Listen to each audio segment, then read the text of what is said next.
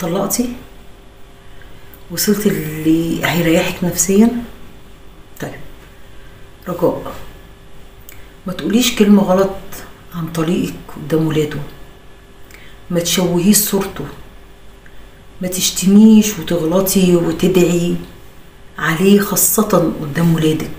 انتي ما بينك وما بين نفسك، او لو قاعدة بتفضفضي مع عمك، صاحبتك، اختك، وعايزة تشيلي ذنوب، اعملي اللي انتي عايزاه.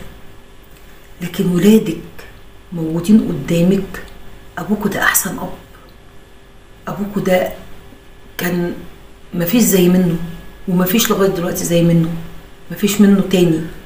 ده احسن راجل في الدنيا. انا لو لفيت الدنيا كلها مش هلاقي زيه. ده بيحبكوا، ده بيعمل المستحيل عشانكوا.